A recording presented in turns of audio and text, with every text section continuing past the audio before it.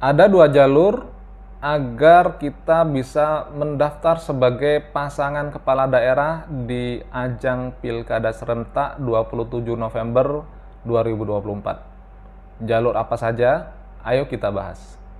Assalamualaikum warahmatullahi wabarakatuh. Kembali lagi bersama saya Ahdiat Sabril Ulum, anggota DPRD Kota Malang periode 2019-2024 dan caleg terpilih DPRD Kota Malang periode 2024-2029. Di kesempatan kali ini kita akan membahas tentang Pilkada serentak yang akan diadakan 27 November 2024. Mungkin di daerah teman-teman sekalian sudah banyak bertebaran baliho, banner seorang tokoh yang ingin mencalonkan dirinya sebagai salah satu calon kepala daerah. Ada dua jalur, teman-teman, bagi pasangan kepala daerah yang ingin mendaftarkan ke KPU dan resmi menjadi salah satu kandidat calon kepala daerah di pemilihan kepala daerah tanggal 27 November 2024. Kita bahas yang pertama, yaitu lewat jalur independen. Jadi jalur independen ini unik, teman-teman sekalian. Maksudnya apa? Maksudnya adalah seorang kepala daerah bisa mendaftarkan ke KPU lewat jalur independen, artinya mereka tidak melalui jalur pada umumnya.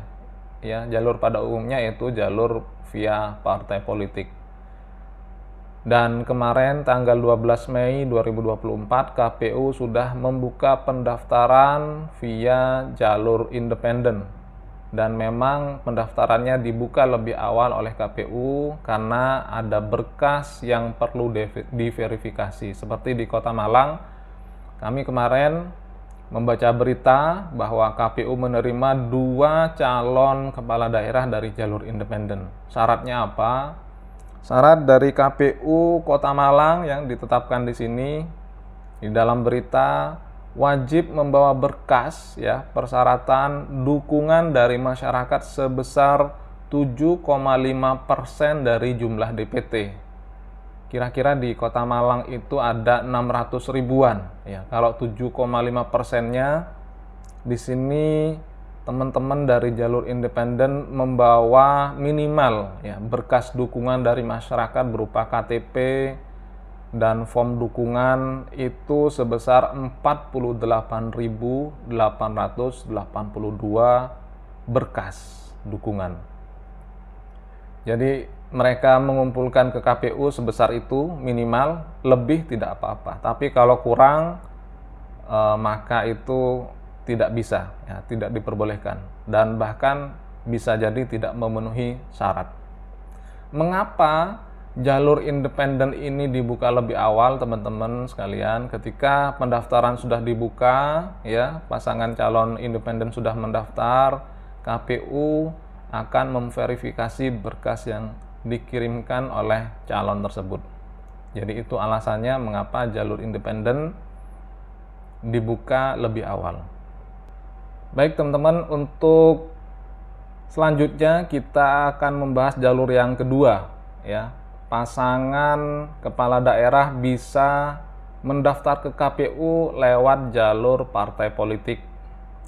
Jadi di sini ada undang-undangnya, ya, teman-teman. Di sini saya bacakan Undang-Undang Nomor 10 Tahun 2016 tentang pemilihan gubernur, bupati, wali kota pada pasal 40 ayat 1 yang berbunyi, parpol, partai politik atau gabungan partai politik dapat mendaftarkan pasangan calon jika telah memenuhi persyaratan perolehan paling sedikit 20% dari jumlah kursi DPRD atau 25% dari akumulasi perolehan suara sah dalam pemilihan umum anggota DPRD di daerah yang bersangkutan. Jadi kalau di Kota Malang, teman-teman, ada 45 kursi DPRD. Kalau 20%-nya berarti pasangan calon kepala daerah membutuhkan 9 kursi dari satu partai politik atau gabungan partai politik. Uniknya teman-teman sekalian, perolehan kursi di DPRD Kota Malang, ya, ini sebagai contoh dan berlaku di daerah lain. Kota Malang ini terbagi menjadi 9 partai yang mendapatkan kursi di 2024. PDIP mendapatkan 9 kursi, jadi dengan 9 kursi tersebut PDIP tanpa gabungan dari partai politik yang lain ya sudah bisa mencalonkan sendiri calon kepala daerahnya. Yang kedua, PKB mendapatkan 8 kursi, otomatis butuh 1 kursi lagi untuk bisa mencalonkan calon kepala daerahnya. Yang ketiga ada PKS yang mendapatkan 7 kursi, berarti butuh 2 kursi minimal. Ada juga Gerindra dan Golkar masing-masing mendapatkan 6 kursi.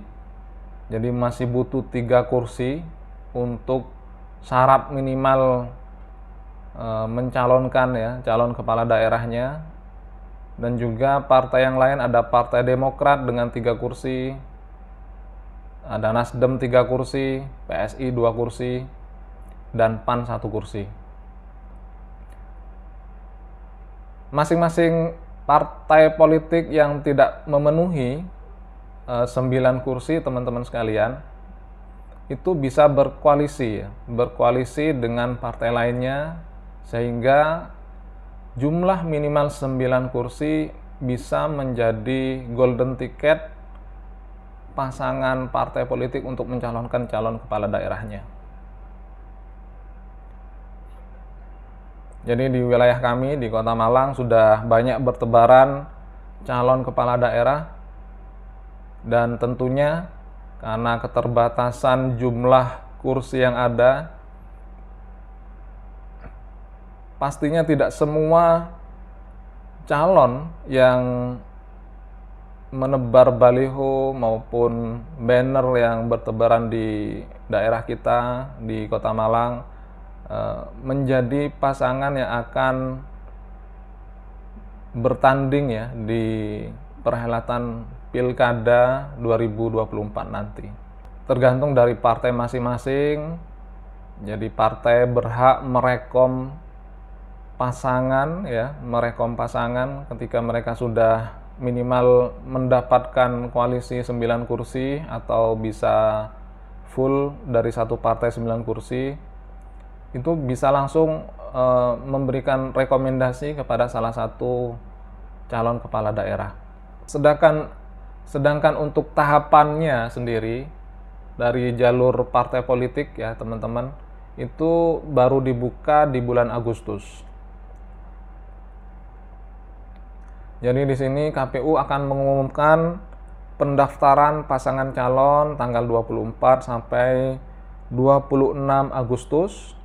Tahapan berikutnya tanggal 27 Agustus sampai 29 Agustus adalah tahapan pendaftaran pasangan calon. Dan ini akan seru sekali karena komposisi kepala daerah ini berubahnya biasanya cepat ya, cepat sesuai situasi dan kondisi terkini nanti. Tahapan berikutnya adalah penelitian berkas dari masing-masing calon ya, tanggal 27 Agustus sampai 21 September. Lalu setelah diteliti, tahap berikutnya adalah penetapan pasangan calon di hari Minggu tanggal 22 September 2024. Setelah ditetapkan, lanjut ke tahapan berikutnya yaitu tahap kampanye.